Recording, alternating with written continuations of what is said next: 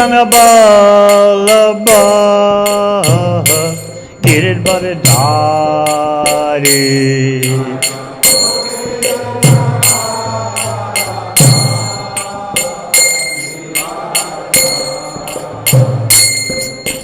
Gopi jana balabha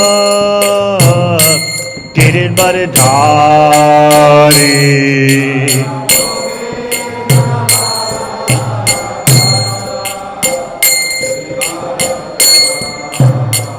Yasoda Nandana Braja Janaranjana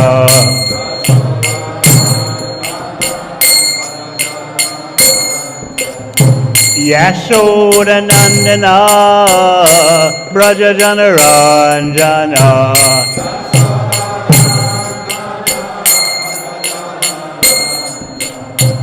Jamuna Tira Vanachari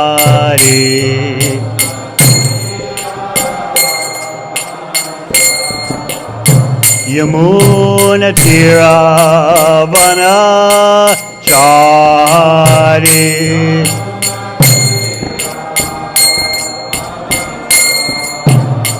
Jai Radha Madhava Kunja Bihari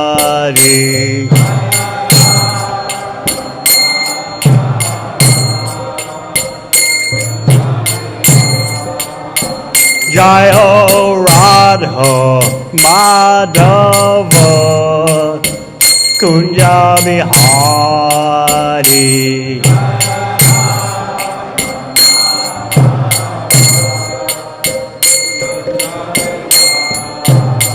Jai Gopi Jana Vallabha Giridhara Dhari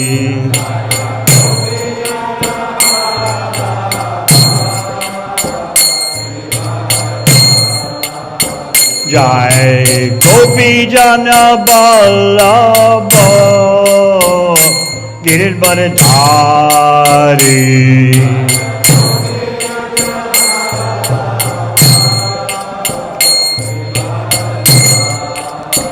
Yashoda Nandana Braja Janaranjana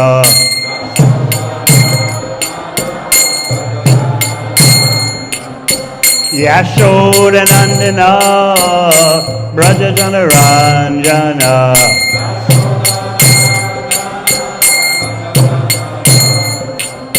Jamuna Tira Vanachari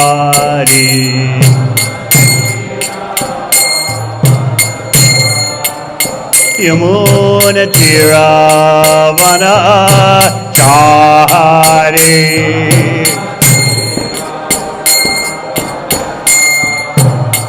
Jai Radha Madhava Kunja Bihari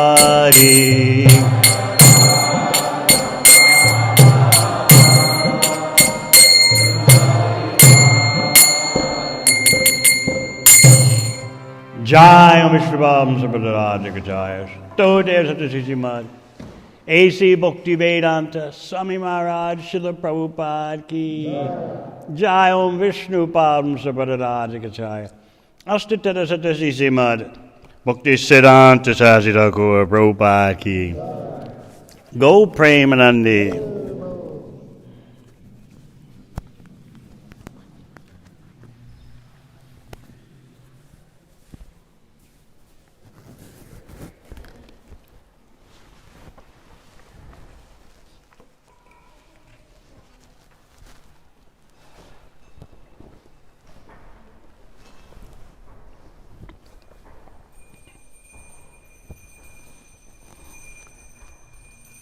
Hare Krishna.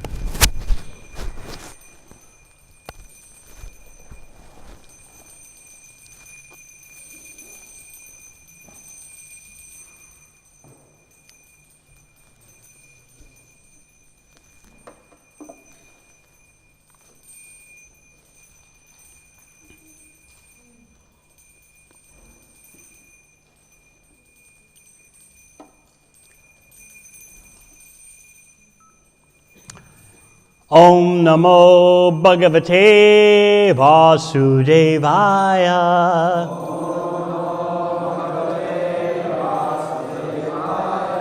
Om Namo Bhagavate Vasudevaya.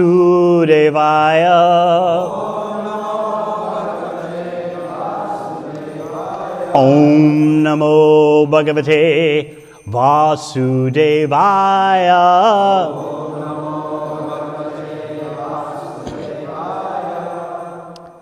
Srimad Bhagavatam, 3rd Canto, Chapter 31. The movements of the living entities. Text 12. Is that what's on the board?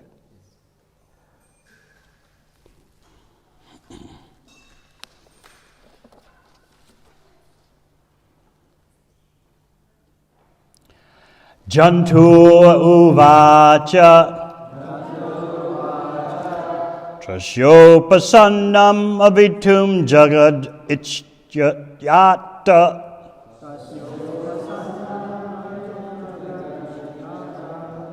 Nanatanor bhuvi chalach charanaravindam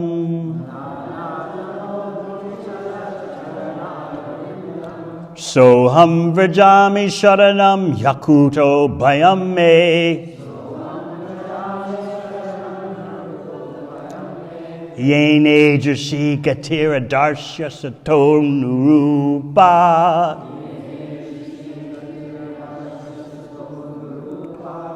Trasyopasannam avitum jagad ichchayata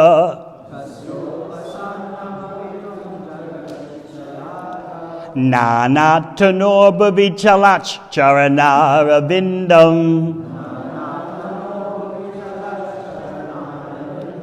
Soham vijami sharanam yakuto bhayam me Yene jasi katira darsya sato nurupa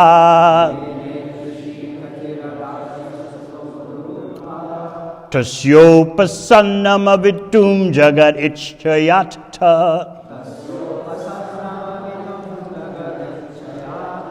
Nanatanor bhuvi chalach charanaravindam Soham vijami sharanam yakuto bhayam me Yene jasi katira darsya sato nurupa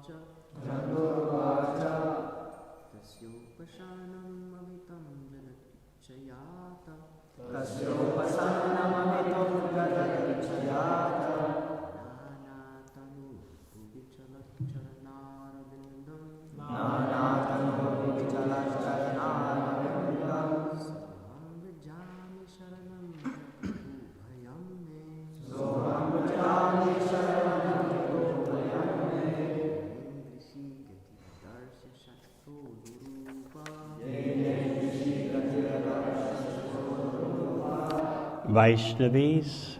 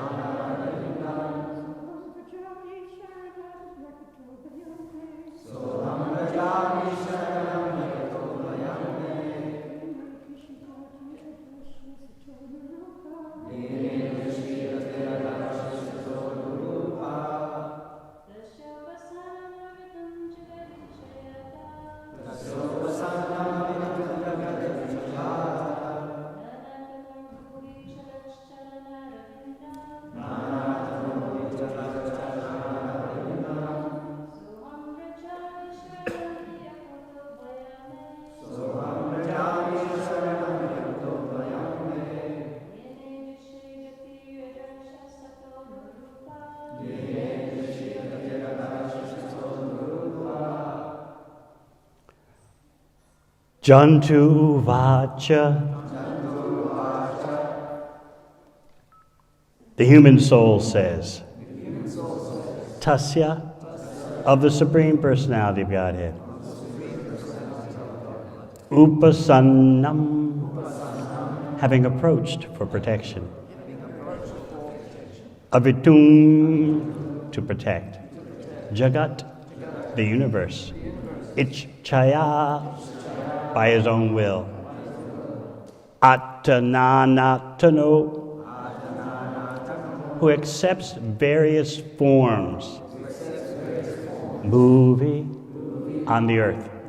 Chalat, walking. Charana aravindam, the lotus feet. Sa aham, I myself. Vrajami, go. Sharanam, unto the shelter. He, indeed. Akuta bhayam, giving relief from all fear. May, for me. Yena, by whom? Idrisi, such. Gati, condition of life. Adarshi, was considered. Asata, impious. Anurupa, befitting.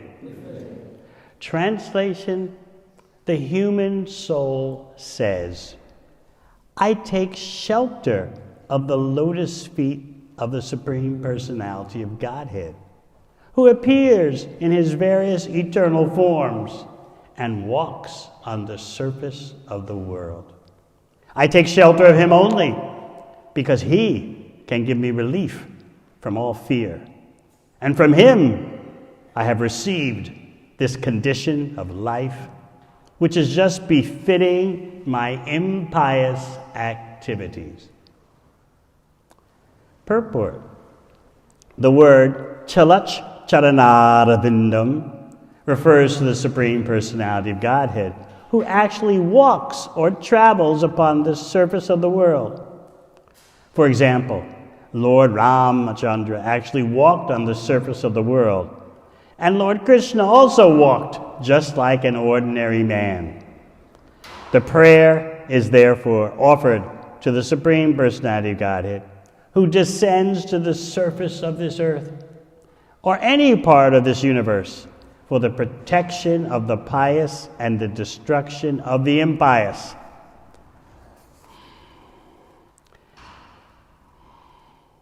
It is confirmed in Bhagavad Gita that when there is an increase of irreligion and discrepancies arise in the real religious activities, the Supreme Lord comes to protect the pious and kill the impious.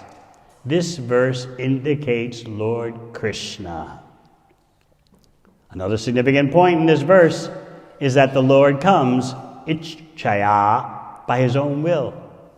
As Krishna confirms in Bhagavad Gita, sambhavam yatma mayaya, I appear at my will by my internal potential power. He is not forced to come by the laws of material nature. It is stated here, Ichchaya. He does not assume any form, as the impersonalists think, because he comes at his own will, and the form in which he descends is his eternal form. As the Supreme Lord puts the living entity into the condition of horrible existence, he can also deliver him. And therefore one should seek shelter at the lotus feet of Krishna. Krishna demands, "Give up everything and surrender unto me." And it is also said in Bhagavad Gita that anyone who approaches him does not come back again to accept a form in material existence, but goes back to Godhead, back home, never to return. Translation again. The human soul says, "I take shelter of the lotus feet of the Supreme Personality of Godhead, who appears in his various eternal forms and walks on the surface of the world. I take shelter of him only because he can give me relief from all fear. And from him I have received this condition of life, which is just befitting my impious activities."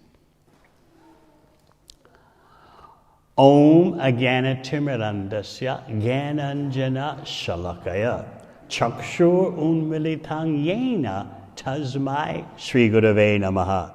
Jai Shri Krishna Chaitanya Prabhu Nityananda Shri Advaita Gadadhar Shri Vasari Gaur Bhakta Vrinda. Hare Krishna, Krishna Krishna, Hare Hare, Hare Rama, Rama Rama, Hare Hare. This is always a very intriguing section of Srimad Bhagavatam when you first read it.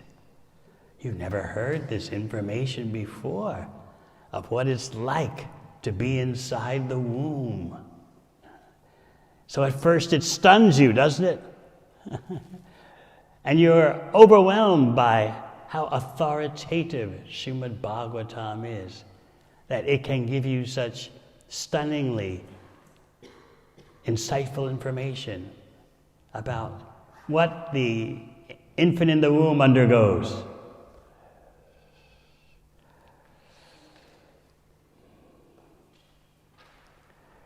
If we ask any of the children here, do you remember what it was like inside your mother's womb? If we ask Dinanath, do you remember what it was like in Dinadayala's womb?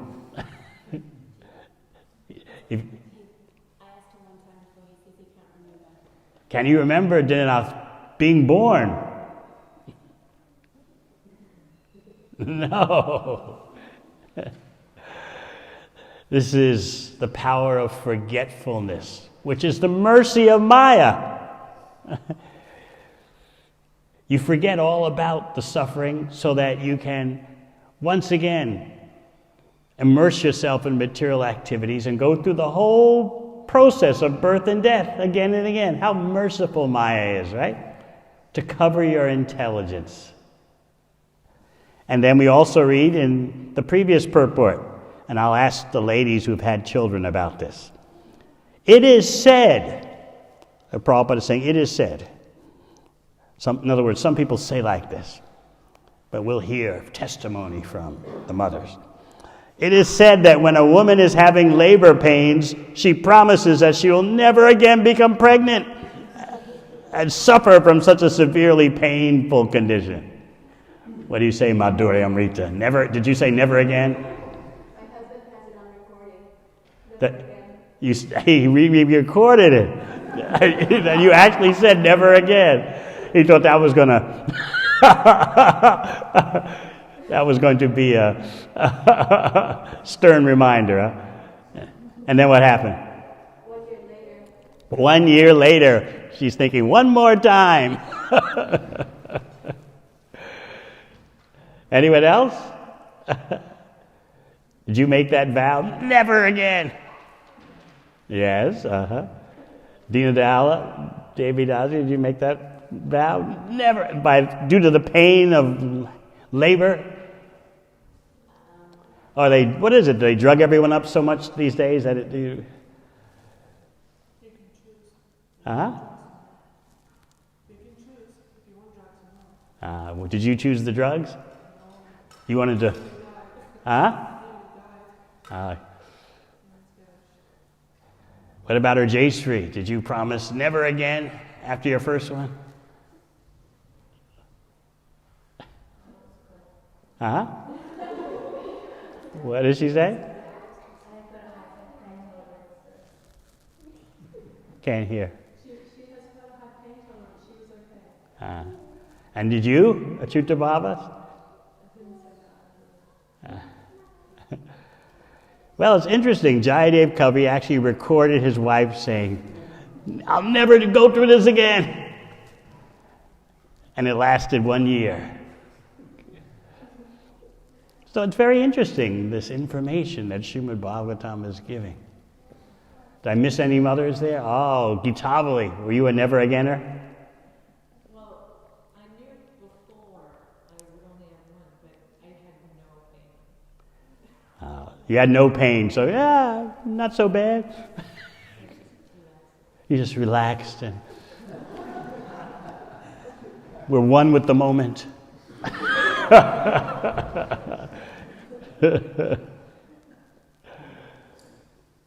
Madhuri, do you remember? I was very fortunate. I enjoyed all 5 of my births. All right, so Prabhupada says, it is said. That means some people say, and we've heard that some people did say. It was recorded.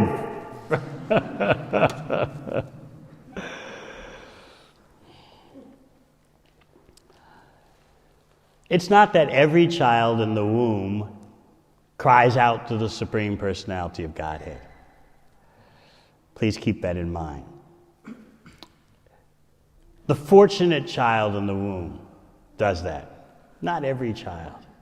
The fortunate child in the womb feels regret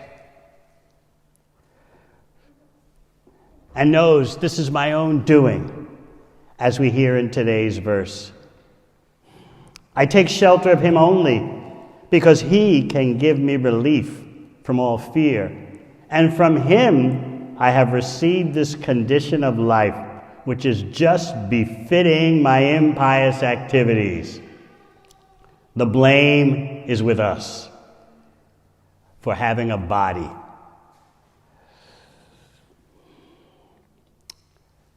The problems of material existence begin as soon as the spirit soul contacts a material body.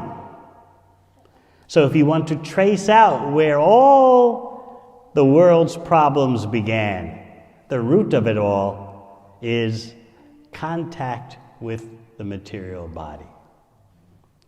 And then once that contact is there, you identify with the sadvikar, the changes, the 6 changes of the body. And you think that's you, that's your life.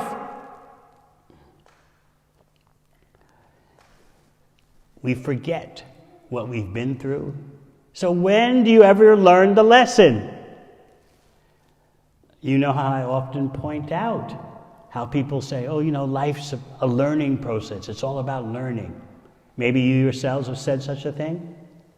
Yes? But no one knows what the lesson is that you're supposed to learn. What kind of school is that? Someone asked Veda, you're going to high school now? It's all about learning, right?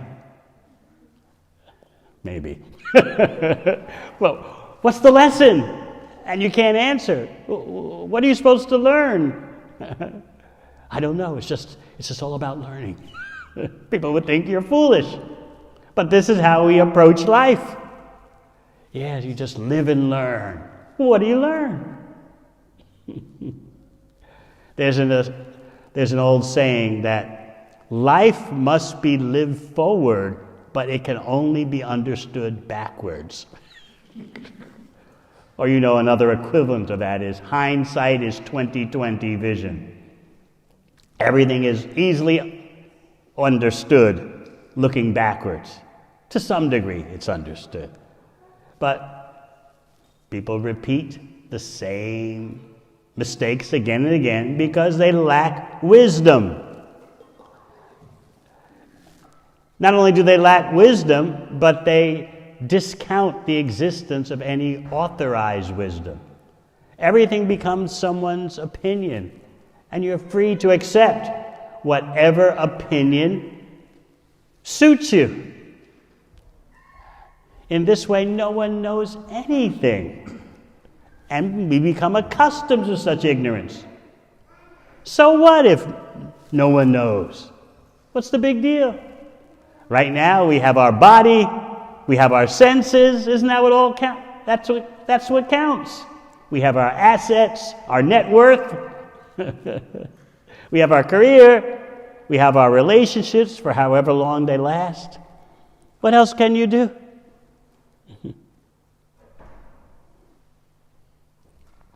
This is ignorance. So then the Bhagavatam raises the question, why is the spirit soul subject to such ignorance if the spirit soul is qualitatively equal with Krishna? There are some differences, and these differences are in quantity. And because of the difference in quantity between Krishna and us, we undergo a completely different experience than Krishna within the material world. There are two reasons. One of them is kind of easy to understand. The other takes some thought. Not speculation, but deep consideration of tattva, the bhakti knowledge. The first one, easy to understand, why there's a quantitative difference between you and Krishna is that Krishna controls the material nature. Therefore, he never comes under the influence of it. It's his energy. For Krishna, actually, there's no material energy. It's all his spiritual energy. You know the example. Just like to the electrical engineer in the power station. He's just dealing with electricity. He or she is not dealing with heat from electric heaters or cold from air conditioners. He's just dealing with electricity. But the home users, the home consumers, they have the distinction. Oh, from this device is coming cool air, from that device is coming hot air. It's a simple example. We've heard so many times, I hope, but we have to think about these examples. Krishna is the director of the material energy. It's his energy, mama maya, my maya. It doesn't affect Krishna. But we are not the directors of the material energy. Human civilization has tried to dominate nature, and look at the results. Nature is screaming, literally screaming at the human beings. What have you done? You can't go on like this. I'm not going to let you continue to live like this. So we're feeling the reactions of assuming a predator role. Not simply a dominator of nature, but a predator. We think nature is full of resources for our manipulation. And now we are getting the reactions. We don't see nature as sacred, as energy meant to be engaged in Krishna's service. But what's the second reason that's a little difficult to understand in terms of the quantitative difference between the Supreme Personality of Godhead and us? That second reason is a difference. It concerns a difference in knowledge. We have all, generally speaking, the qualities of the Supreme Personality of Godhead, but in minute quantity. So you know the example. The drop of seawater has the same saltiness as the ocean. But the amount of salt in the drop can't compare to the amount of salt in the ocean. So in that way, there's qualitative equality, but not quantitative. So generally speaking, without going into the details of how actually it's 78% we have of the qualities of the Supreme Personality of Godhead. But generally speaking, we have the qualities of the Supreme Absolute Truth, but they're in tiny amounts. One of the qualities of Krishna is full knowledge. But our possession of knowledge never equals the amount of knowledge that the Supreme Personality of Godhead has. So think about this. I don't know if you've ever considered. Our being duped by the material energy is symptomatic of our having not enough knowledge. Have you ever thought about that? Now, you might have finally come to the conclusion that you're tiny, and therefore you're overpowered by the material energy. But what about your knowledge? You don't have enough knowledge because you're a speck. Just like we don't expect Balai to really know what he's doing in this world. He might think so, but we know he doesn't understand how to live. He's so dependent on his mother and his father. But he feels confident. Balai feels confident. He's got his toys. He's got his playthings. What more could you want in life? But we know he doesn't have sufficient knowledge. He's too young. Have we considered that besides being too small to control material nature, we also don't have the knowledge? So the Shastra explains that Krishna having full knowledge means he doesn't get fooled by his own energy. His knowledge prevents that. So it's not simply that Krishna is the director of the material energy, but it's also that he knows better. And because we're tiny, we don't know better. You can see that regarding teenagers. You would think that teenagers look around and see what everyone else has gone through, and they don't repeat the same mistakes. But they get overpowered by their hormones. They get overpowered by social conformity. But more than that, they're just not as smart as they think they are, and all the adults know that. Even though the adults made the same mistakes. The adults know. You're 13, you're 14, 15, 16, you don't know anything. You lack experience. You lack wisdom. Of course, the adults don't have any of that either. So just consider, we're undergoing the process of material existence because we don't have proper knowledge. On our own, disconnected from Krishna, we lack the knowledge to handle ourselves in material nature. Krishna never has that problem because his knowledge is full. So I don't think many of you have ever considered things from that angle. Another meaning of Krishna being Yogeshwara, the master of all mystic power, is that he's got the ability to handle the material energy without being influenced by it. That's yoga.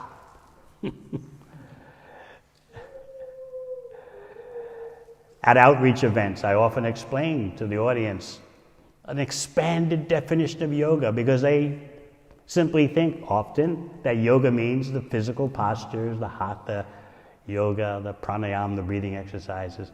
But I explain to them the full meaning of yoga is ability, expertise.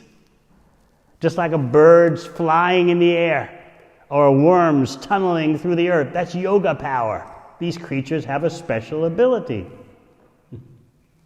Ladies giving birth to children, that's a yoga power. The men don't have it. And Krishna is the reservoir of all yoga power. He has all abilities. And one of the yogic abilities is he can emanate the material energy and not be influenced by it. This is yoga. I don't know if you've ever considered like that. You can look at a rainbow, and both ends of the rainbow seem to rest on the earth. But if you try to find the place where the ends of the rainbow touch the earth, you'll never find that. Because actually the rainbow never touches the earth. So Krishna is like that. He's able to have a material energy without being tainted by it because of his yoga powers. Therefore he's known as Yogeshvara. And he wants to impart that same expertise to you. But we don't want to listen. It's like a parent wants to impart to the child so much education and world experience, but the child doesn't want to listen.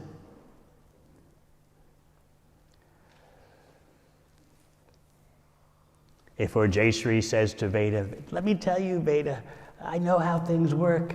You know, this is what happens, and that's what happens. Well, that's you. Your situation's different. I'm me, right? You're from another generation, ancient history. My friends and I know what we're doing. We talk it over in high school. We're serious. We discuss everything. We've got it all figured out. This is how we deal with Krishna. And as we heard in the purport, it sounds scary maybe. Krishna demands, give up everything and surrender to me. We don't like that. Who is Krishna to demand, give up everything and surrender to him? But you have to understand who is Krishna. Give up everything means give up all your suffering. Surrender to me means accept full knowledge, full bliss, eternal existence. But if you don't know that, you get an attitude. Just like if Urjeshri says to Veda, just stop this and do that. Immediately the teenager gets an attitude. Oh, you can't tell me that. I'm not 8 years old anymore. I am 15. Do you say that, Veda?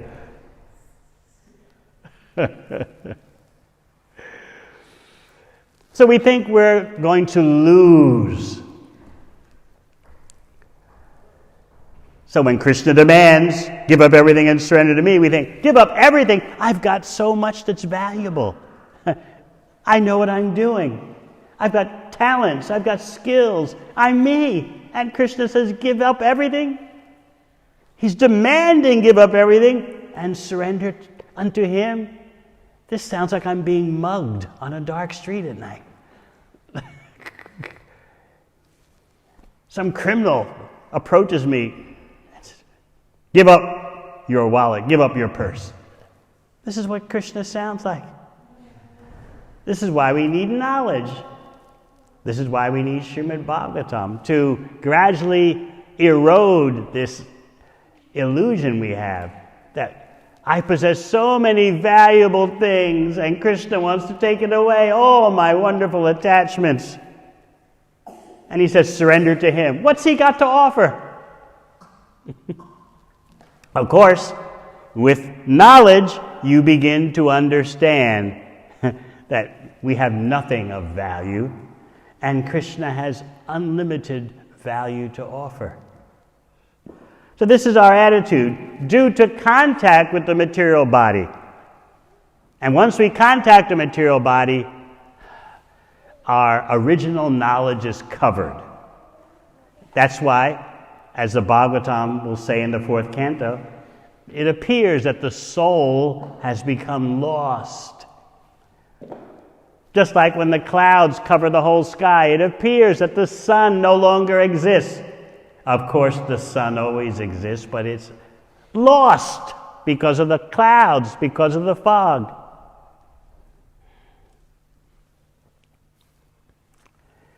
We were speaking about how the fortunate child in the womb offers prayers. How did I get into this situation? It's my own fault. Remember earlier, you might not have been here for class, or you may not have read this for a long time, but the child in the womb can remember his or her past 100 births. You might say, well, that's pretty cool. Yeah. No, it is agonizing to remember clearly all the suffering that you went through for 100 births.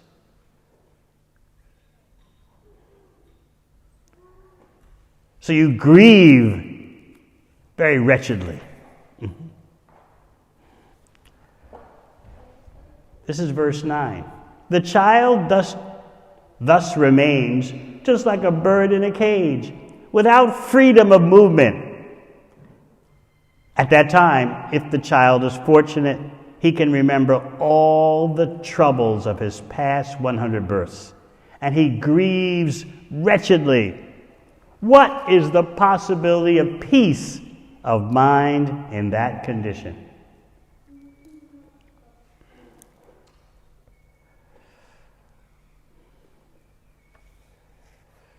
So this is what's going on for the fortunate child in the womb. Krishna says in Bhagavad Gita, Sarvasya chaham hridi sanivishto matasmitiya jnanam apovanam cha. From me, as the super soul in your heart, comes all knowledge, remembrance, and forgetfulness. So some children can remember 100 births, all that they've gone through, all their life experiences. There are things that you would like to forget about this lifetime, right? Oh, why did I do that? Oh, I can't believe I did that. What was I thinking? What was I not thinking? Oh, why did I do that? Oh, never again. Oh, I can't believe it. What about 100 births? You remember the mistakes you made for 100 births. You remember you're going through birth and death for 100 births. Now we can't even remember the birth in this lifetime. And we don't want to think about death, the end of this lifetime. Forgetfulness is the essential characteristic of the illusory energy. And we take it as a benediction, right? You don't remember being born. You don't remember dying before. What's the problem? Just enjoy the now. How are you feeling right now?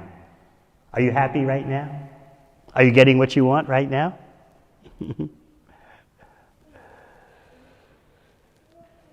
How are your relationships?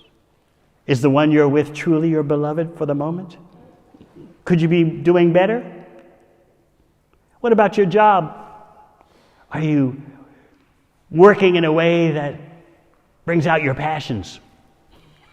Do you have a job that fulfills you? What about your life? Is your life fulfilling? Are you passionate about living? This is what the focus is, right? We have this greed, and it's not the lolium that Rupa Goswami talks about, the greed for love of Krishna. We have this greed to enjoy the moment. This is the great gift of Western so-called civilization. You can't think much about the past, you can't think much about the future, but right now, I should be happy right now. If not right now, then at least the next weekend. That's it, right? And there's so much pressure on you. Have you noticed this, Veda, in high school? So much pressure. Come on, Veda, get into it. What are you going to do this weekend? You're coming out with us? My mother won't let me. Right? Who can hold up against this pressure? And so in this way, the forgetfulness increases. Even for the older devotees. Why just the teenagers? The older devotees get so caught up in routine, work, and family affairs, and paying the mortgage, paying the car payments, on and on and on. And so, what's the first thing you do? As an unfortunately too typical householder, the hearing and chanting slips away. First it becomes very mechanical, and then you say, well, what's the point in chanting mechanically? Just stop chanting. And I'll start again when I have the bhakti urge. You may have heard that one before, right?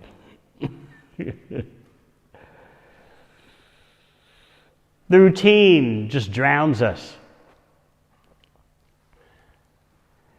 So once again, forgetfulness sets in like a fog. And it seems normal after a while.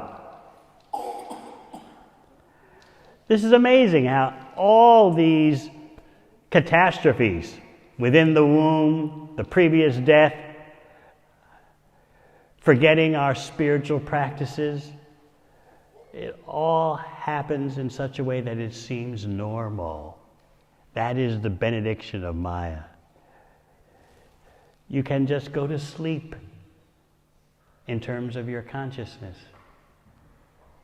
Lord Kapila explains something very interesting. Earlier in the third canto, he says, Janto vai baba etasmin yam yam yonam anuvraj.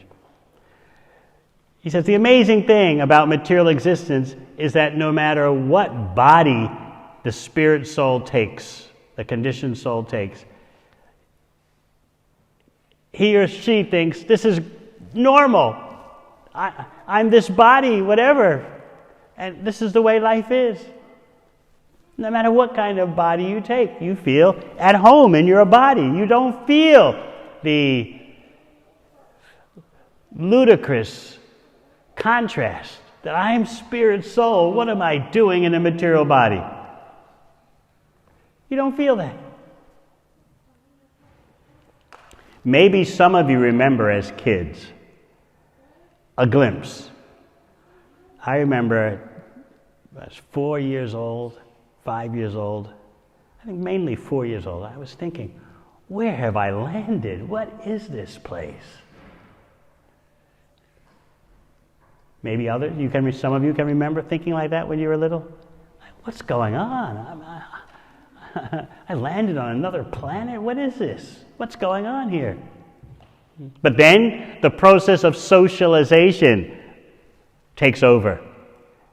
And you should go to school. You should prepare for your career.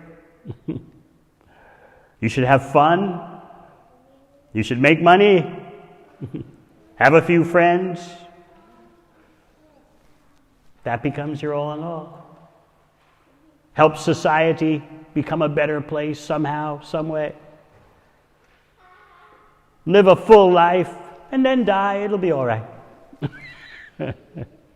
Leave something behind for your children and you've done your duty.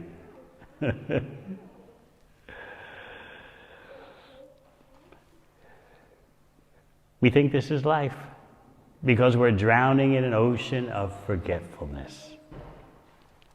Then, when we want to think about Krishna,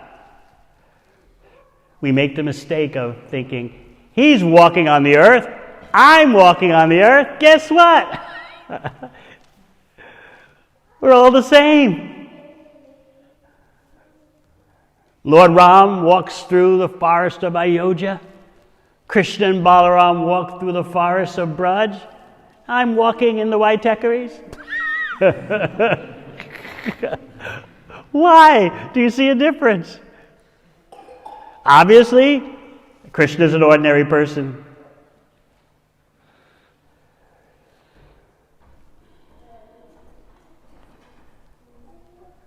What about the lotus feet? Isn't the lotus flower a material object? So why does the Shastra always describe Krishna in terms of the lotus? Lotus feet, lotus face. Because if you've seen a first-class lotus flower, they're the most beautiful thing. But comparing Krishna's face and feet to a lotus flower doesn't mean that Krishna's face and feet are material.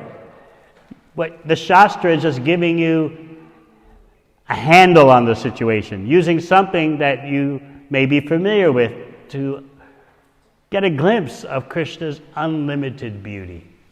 So the proof is not the allegory. The allegory is just giving you an indication.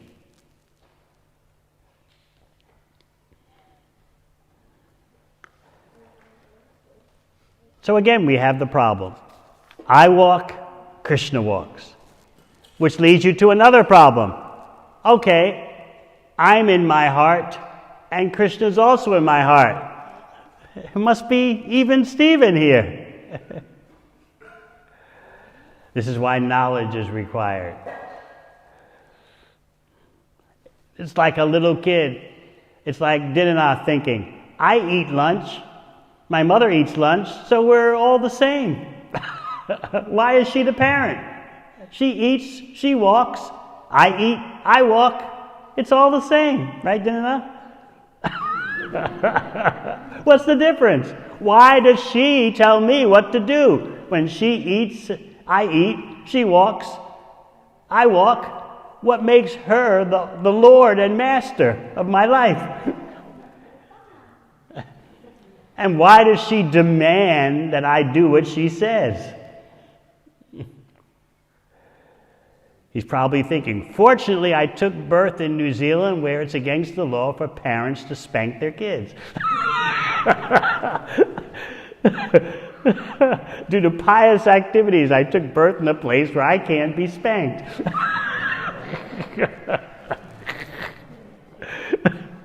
So what's the difference between her and me? This is the same attitude that we apply to Krishna if we're influenced by Mayavad notions. And that influence doesn't have to be so conscious. Basically, impersonalism is the default position in the material world.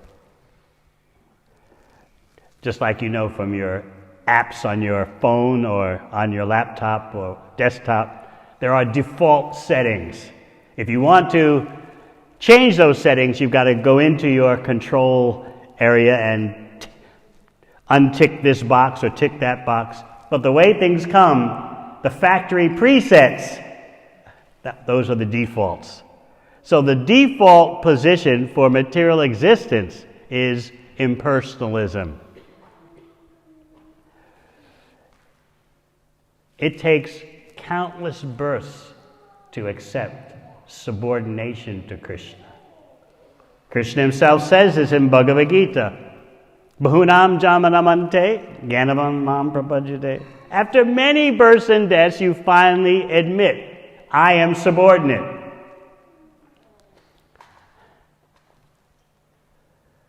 It's like Dinanath denying that he has a mother. Again and again, someone asks you, do you have a mother? No, I'm me. I'm good to go as I am. Do you have a father? Where's Gopinath? Who is that? Some guy who thinks he knows everything?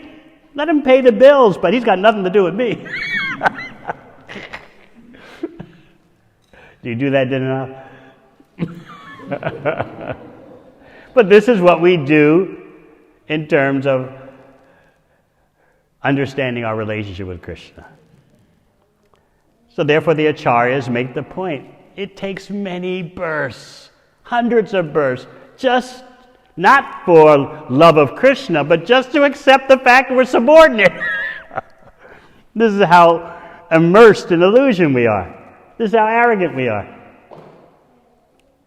So that's why Krishna says in Bhagavad Gita, even for the philosophers it takes hundreds of births. Jnanam mam prabhajate. For the jnanis who are trying to figure it all out. And people today mostly are not trying to figure it all out. But even for the jnanis who are trying to do that, hundreds of births before they conclude Vasudeva Sarvamiti. Everything is the energy of Lord Vasudeva. So again, we're dealing with this thick fog of illusion which seems so normal to us. But by reading and studying these prayers, by the living entity in the womb, we start to get a glimpse into what we're up against. We're up against something so powerful we can't cope on our own. We have to take shelter of the Supreme Personality of Godhead. And that is the purpose of the whole bhakti process, taking shelter. And that's what's going on. Jantur Uvacha, the human soul says, I take shelter of the lotus feet of the Supreme Personality of Godhead, who appears in various eternal forms. It's not that the impersonal Brahman assumes a form, and that form walks around on the earth and provides a very exalted object of our meditation. This is what impersonalists think.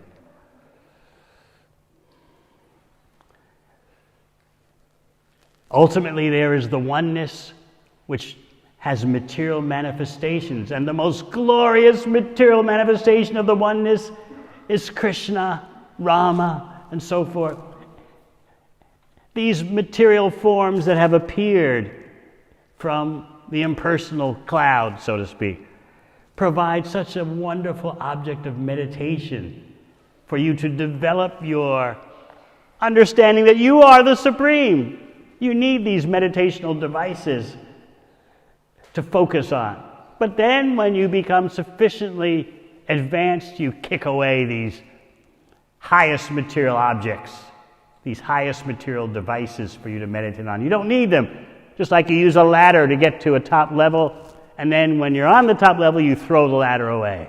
Because now I am the top. So you may say, why do we hear all this again and again in the Srimad Bhagavatam? I've got it. I understand. Krishna's a person. Yeah, no problem. But guess what? Impersonalism is the default position in the material world. And the more you understand how you're being influenced by it, the better you can understand Krishna. We've got to go into our operating system and change the boxes that are ticked. We've got to make a special effort. Otherwise, we will rely on impersonalism in our dealings with other devotees, in our dealings with the world, and in our dealings with Krishna. And we do want to develop love for Krishna. That will be impossible unless we subject ourselves to a daily process of hearing and chanting about Krishna. The illusory energy is too powerful. The forgetfulness is too omnipresent. The impersonalism is the default position. Ordinarily, it's impossible for us to get out of this condition. But we have taken shelter of Krishna as Sri Chaitanya Mahaprabhu. That taking shelter of Krishna as Sri Chaitanya Mahaprabhu makes everything possible, even in this age of the densest darkness. So the soul, the human soul in the womb, is saying, I'm in the womb by the arrangement of Maya. That's why I'm in the womb of my mother. But I'm realizing there's someone else here with me, and I offer my obeisances to that personality who's also here in the womb. But what? That person is unaffected by the womb. That person is changeless. This is another characteristic of Krishna's being friendly to all living entities. Whatever body you take, Krishna goes there with you. You become affected by the body. Krishna is never affected by his being within the body along with you. So no matter what abominable life form you take, Krishna goes with you as the super soul. So this particular spirit soul, fortunate, is realizing someone is here with me and I offer my obeisances to him. Furthermore, this super soul that's with me is perceived because I have a repentant heart. What does it mean to have a repentant heart? To regret your mistakes so much that you don't repeat them. If you repeat them, how can you be repentant? How can you have real regret if you just repeat the same nonsense?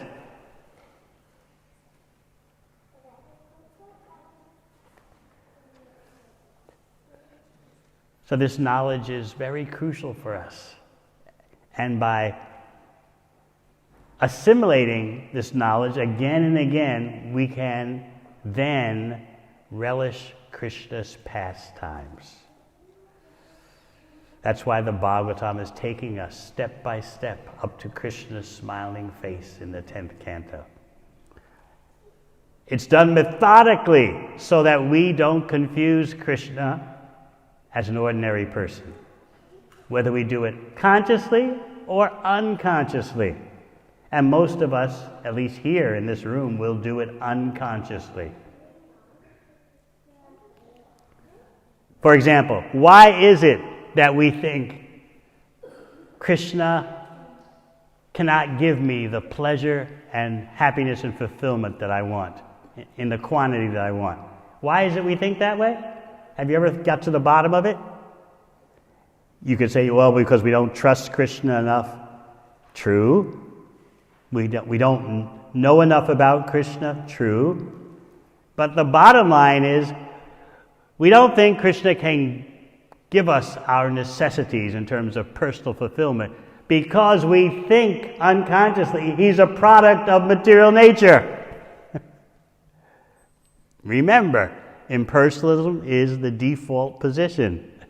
So our default position is always there in our operating system, whether we know it or not.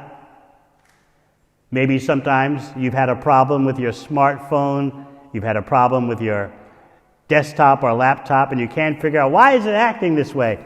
And you call someone who knows, and they say, get into the settings. See if a certain box is ticked.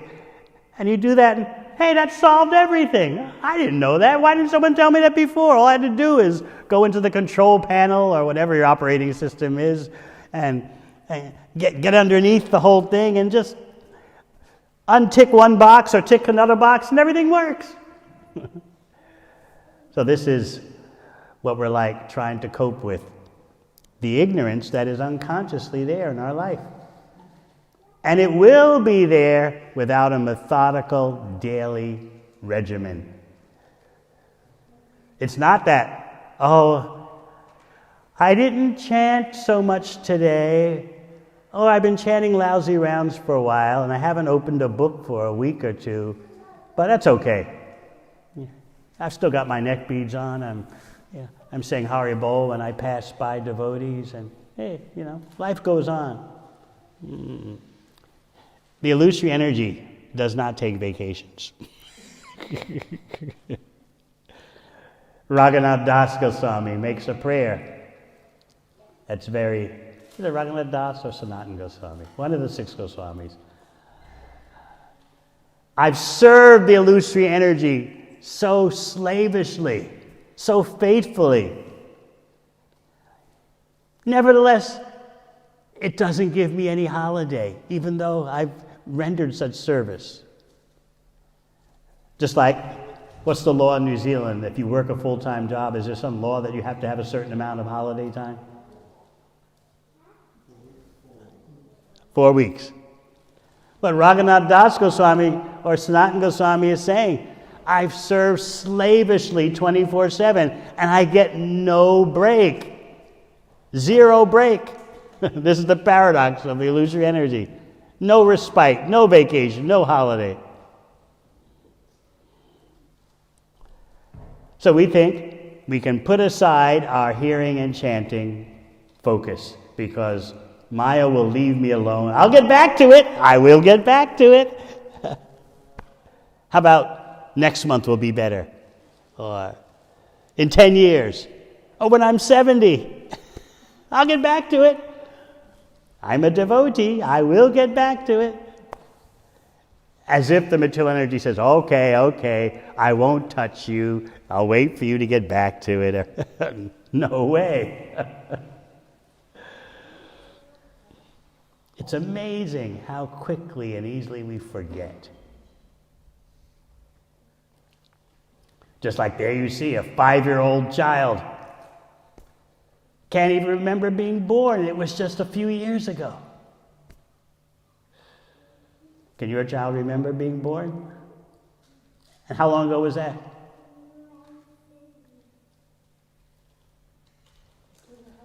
2.5. But just 2.5 years ago, he went through the most traumatic experience. An experience in his mother's womb that if he didn't have the mercy of Maya in terms of being dimly aware, he wouldn't survive. He couldn't live. Back arched like a bow, cramped up in such a horrible place, month after month. And that was just 2.5 years ago. He can't remember.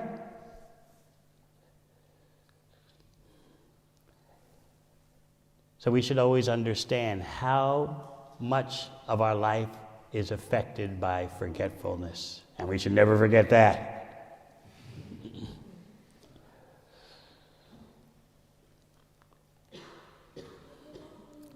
So please remember the default position of material existence. What is blocking our relishing of Krishna and his service, his name, form, qualities, and pastimes?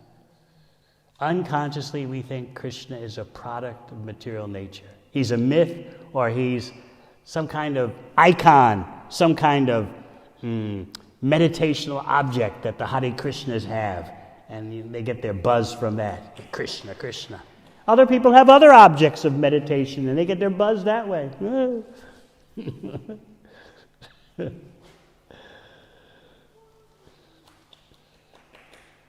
These are the internal problems that we have to deal with on our way to Krishna.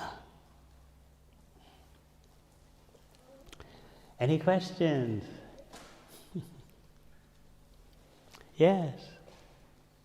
How specifically does impersonalism affect our dealings with devotees and the way that we deal with the world?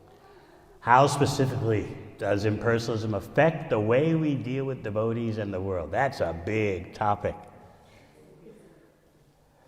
You can just like you study chemical engineering, the way technology is going is how to push aside persons and make everything automatic. We think that's advancement. The less persons, the less trouble. Why have workers? Have machines.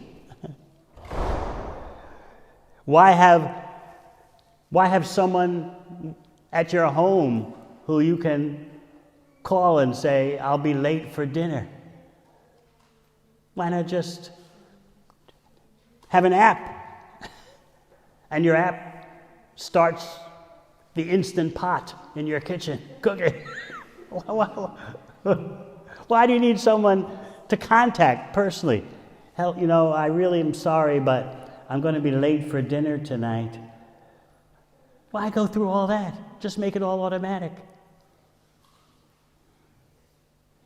Why have someone to greet you when you come home?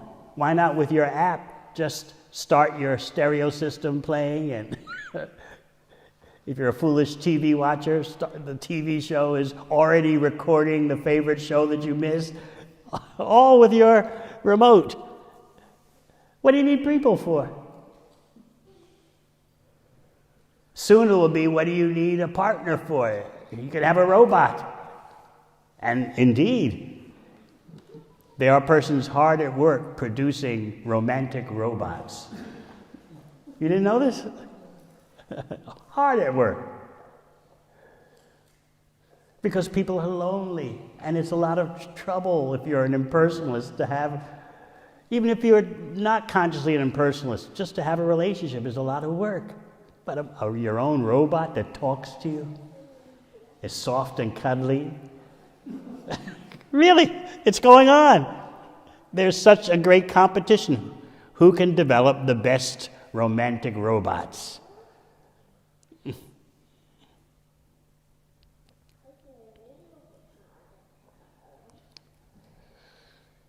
So you can see impersonalism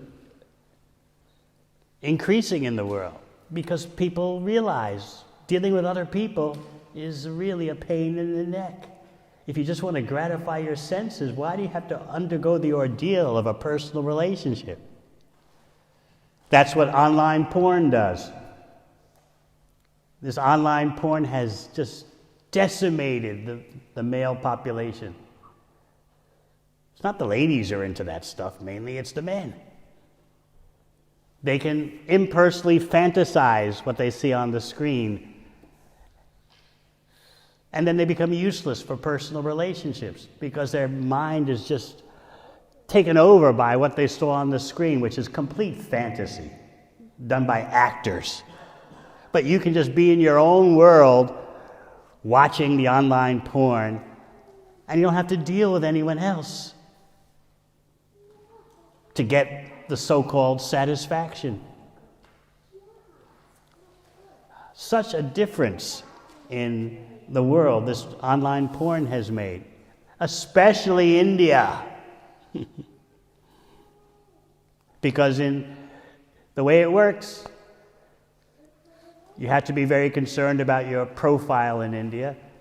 And if you're a pious person, you want to be known for attending the mandir and putting something in the hundi and offering pranams.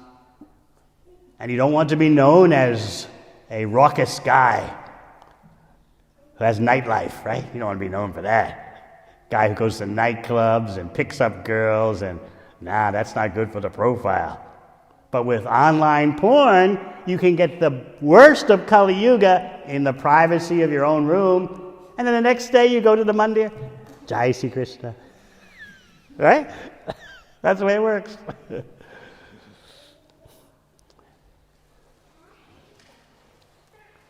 The whole world, the male population, is just suffering from this online porn, which is another symptom of impersonalism.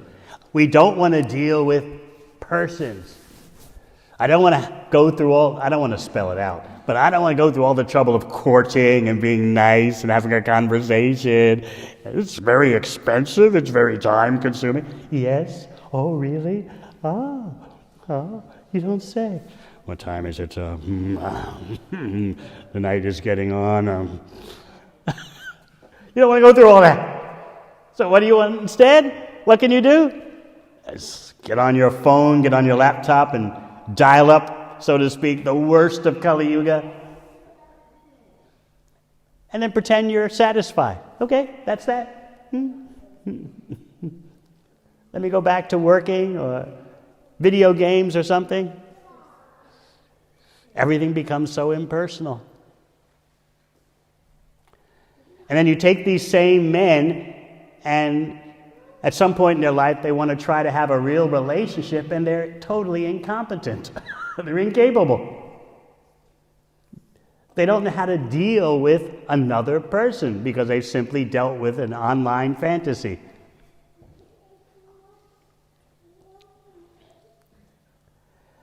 So you asked for an example of how impersonalism is affecting the world.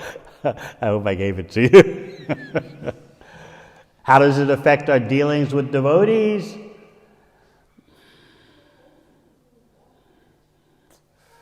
We're not sensitive to the diversities present amongst devotees. We want to cancel all that out. and just deal with each devotee. We call them Prabhu, but we don't really mean that. We just treat them like they're blocks of wood, names on a list. We don't see them as a learning experience, someone who has something valuable to teach us. A good way to guard against this syndrome is by keeping a record, whether it's an app on your phone. This is how to properly use your phone. Have a habit-forming app and every day you record, did I say something that added to someone's life? Did I do something that added to someone's life? And you tick the box every day. Of course, if you're a book distributor, you're doing that all day long. But for others, even for book distributors, they may forget they're doing the most personal, loving exchange.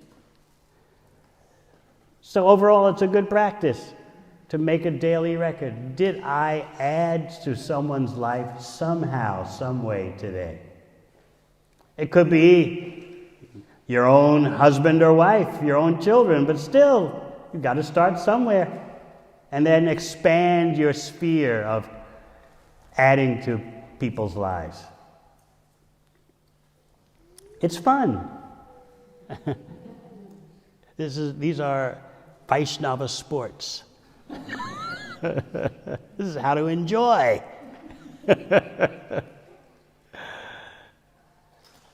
Otherwise, in the name of bhakti, we very easily settle into routine. Oh, it's just Manobiram, you know him. Yeah.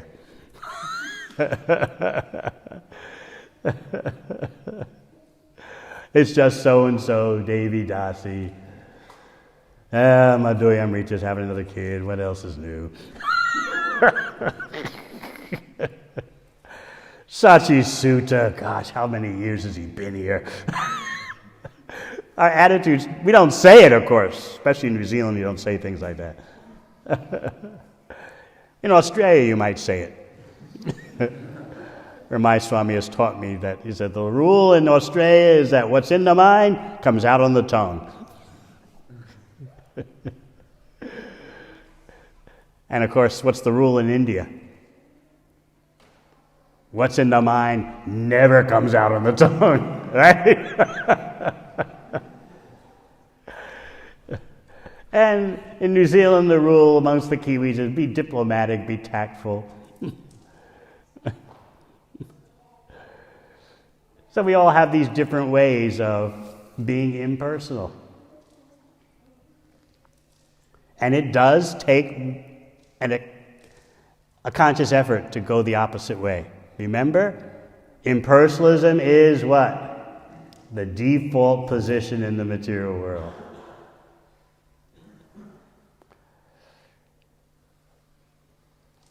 Anything else?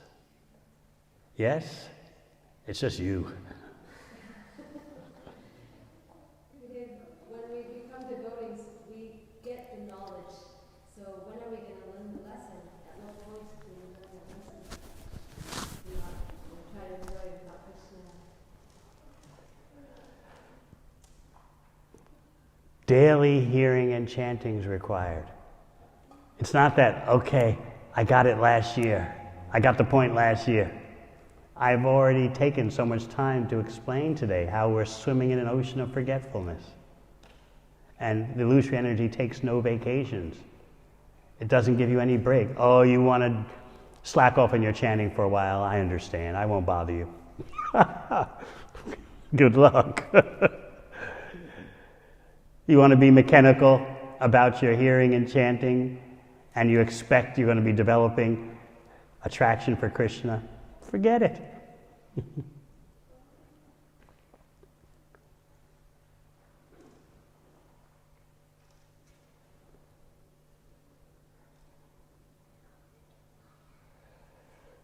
So if you think I'm trying to make you a bit desperate, you're right. But you'll forget unless you hear this again tomorrow. You'll forget. Can you believe that? You will forget. Right, Lenny?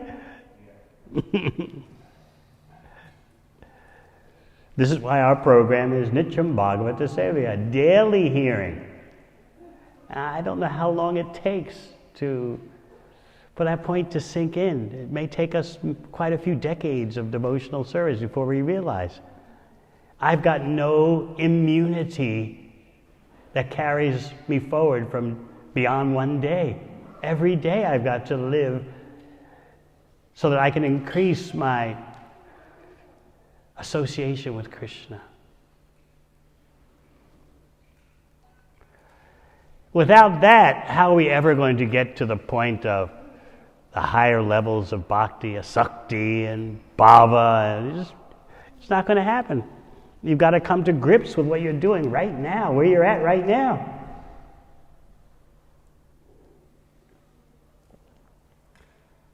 And cry out to Krishna based on where you're at right now. Yearn to go to a higher level. Just like the spirit soul in the womb is crying out. I take shelter. I'm in such a frightful condition of life. I regret my past karmic activities. I repent for them.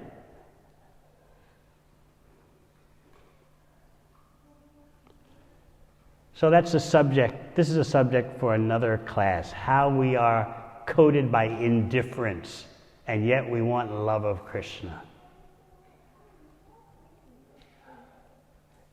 Have you ever been treated indifferently? Often ladies accuse their husbands of being indifferent, right? What does it mean, Gitabli?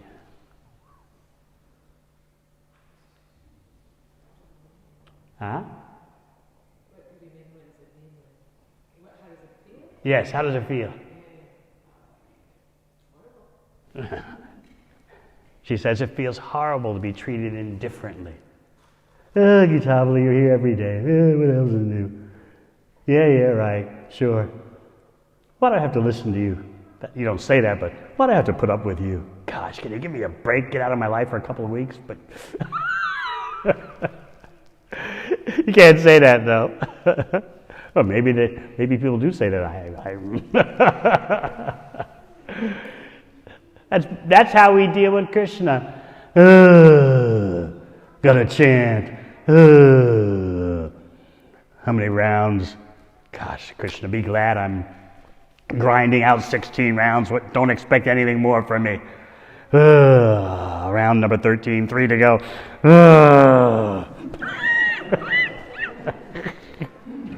Right? And then, I want love of Krishna. Where's my Baba? For devotional service? I did some service last week. Well, they went out of me. They just make me into roster fodder. I don't want my name on the roster.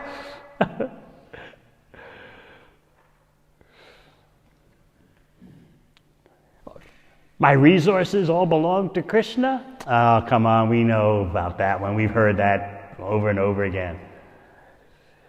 I need everything I have in order to survive.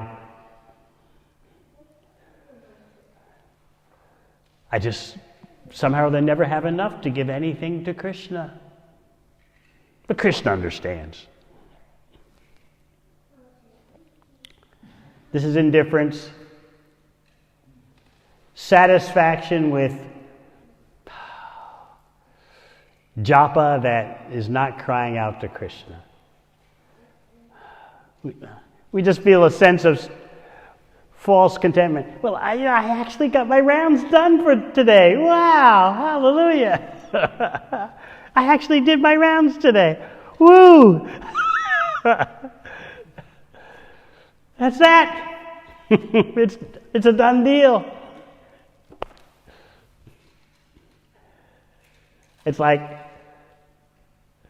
someone saying, it's like Bhadrasena is saying to Gitabli, well, I put up with you today, honey bo. And then Bhadra was saying to one, well, where's the ecstatic love? Well, by the way, we're being so indifferent. And yet we expect so much in spite of our indifference. So at least you have to be aware of that. Remember, impersonalism is... Yes. And that impersonalism manifests as indifference. And we become so accustomed to it. Yeah. No. I'm doing the processes of devotional service. I'm doing the rituals, yeah. I believe in Krishna, yeah. Everything's all right. It's like a married man. I know the statistics in the USA. Of course, in New Zealand, no one practically bothers to get married anymore. But in the USA, I've seen the statistic, 67% of men who undergo a divorce were shocked when their wife asked them for a divorce. 67% of the men didn't know it was coming. And the response is generally the same by the men. I'm doing all the things. I'm taking out the rubbish. I'm fixing stuff around the home. I'm helping to pay the bills. What's the problem?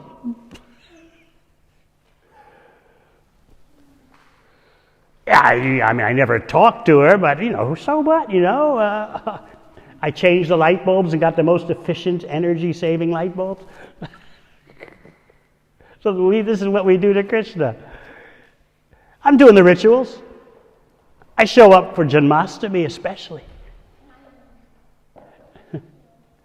I put a little something in the hundi.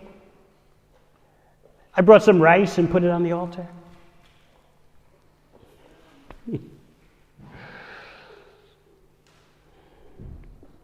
This is indifference. So how do we feel the urge to push ahead? Often in relationships, it means some crisis happens and you realize, we've got to do something. She's going to leave me. He's going to leave me. I've got to stop complaining so much so that he doesn't find extra hours to stay at work so he doesn't have to come home. Why wait for a crisis? Why not get on yourself now about it? Why am I feeling so casual and indifferent? Like the Bhagavatam says in the second canto, your heart must be steel-framed if you don't break out in ecstasy when chanting. So what's going on with me? You've got to feel that.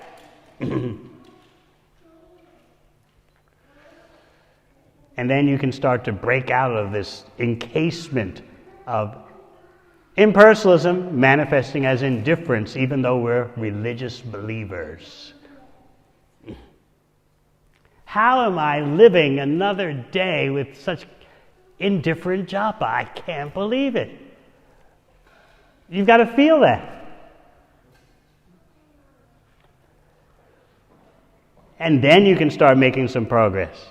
Otherwise, you'll think, I remember when I was a brand new devotee, I was so enthusiastic. Everything was so new and sparkling. Right? And now, what happened? Same old song. This is indifference settling in and coating our life like dust on furniture that hasn't been cleaned.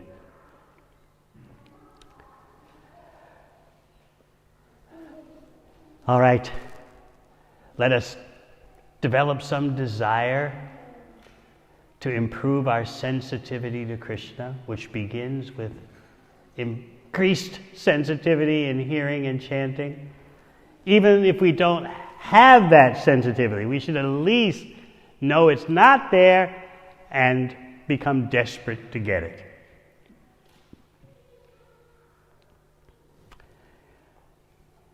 Thank you very much. Hare Krishna. Devamrta